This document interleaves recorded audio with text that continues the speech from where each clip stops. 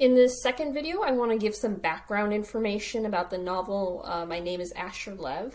So Chaim Potok is writing it in the 1970s, but most of the novel takes place in the 1950s to 1960s.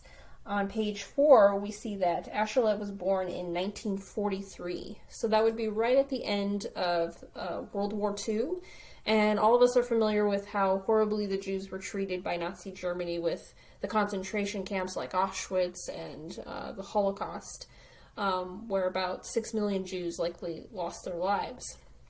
But what many of us don't know from history is that Russia also was a huge persecutor of Jews, and even long before Nazi Germany. So before the foundation of Israel in 1948, so shortly after World War II, Russia housed probably the largest population of Jews. And that could even go into the area too of Eastern Europe, which would be like Poland and Ukraine and places like that. So Jews had a long history of persecution in the area, which can go all the way back to the 1800s. What a large cause of this was the rise of the Communist Party, although there was persecution from Christians with Jews kind of all throughout the Middle Ages. They were expelled from Spain and other countries. So there's a large history of trauma and persecution in the Jewish community. And this is part of the reason, too, why we're viewing these Rambo videos, and you can maybe try to see is how is persecution and how is the trauma kind of being perpetuated throughout the Jewish community, and how is Asher responding to all of this trauma that's around him. It's not just trauma in his family, but also just trauma within the community that he's born into. So to give you some sense of how bad the persecution was in Russia, under the Communist Party, basically rabbis were arrested. There was no celebrating the Sabbath, which would be, Friday night, when they cease working for, a full 24 hours.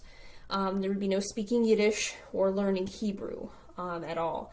So part of Asher's father's work is to basically help Jews who are fleeing from these real communist countries and who are fleeing this type of oppression. So we get a sense of this from Yudel Krinsky, who talks about, he's just so happy he can have matzo balls in his soup and can celebrate Passover. These are the kind of conditions that Asher Lev's father is trying to help people escape from. Russia had its own version of ghettos called the pogroms, which were established in the 1800s. These were very cramped and very poor living conditions, kind of almost like third world living conditions. And many Jews did die in the pogroms, and before the Holocaust, they were probably the largest cause of Jewish deaths worldwide.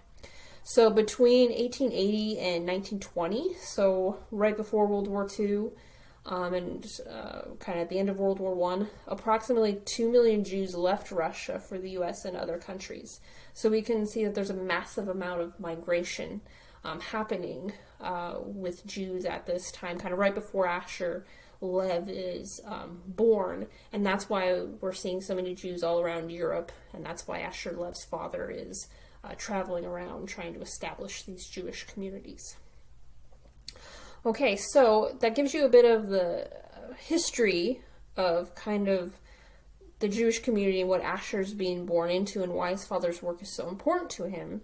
What I want to cover now to give you guys more context is the artwork that's in Asher Lev, or at least some of it, or to give you an idea of who these artists are. Keep in mind that we find from how Asher Lev's mother dresses that the Jewish community is very conservative. The women wear wigs to cover their hair.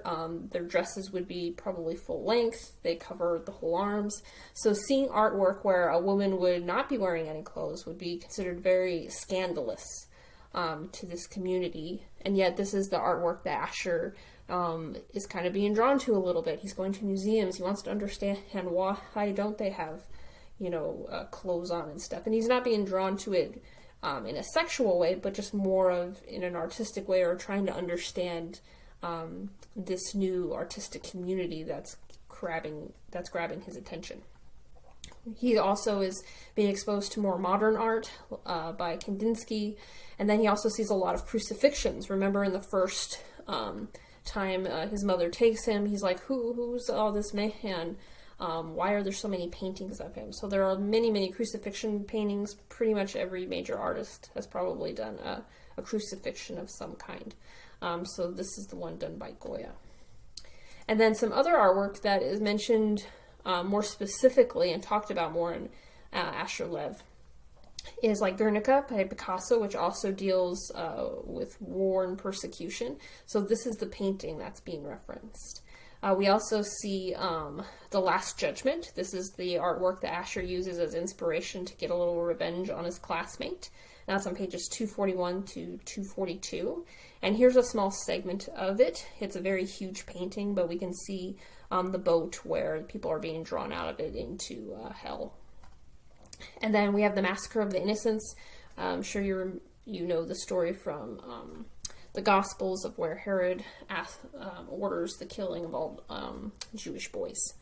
And that can be found, the discussion of the painting, on 198 through 200. And then there are some statues that are mentioned in Asher Lev as well. The first is the David by Michelangelo. This is on pages 216, 223, and later in the book from 312 through 314. So again, you can see, a full nude statue would be very scandalous to the community that Asher is a part of. And then we haven't gotten to this statue yet. You won't encounter it till next week, but the Pieta by Michelangelo does have a huge impact on Asher. We can see that it's about Christ. He's just been taken off the cross. So Asher's often caught by how his body is kind of contorted and slumping, and how he's being supported by, I believe, this is Mary, his mother, on this side.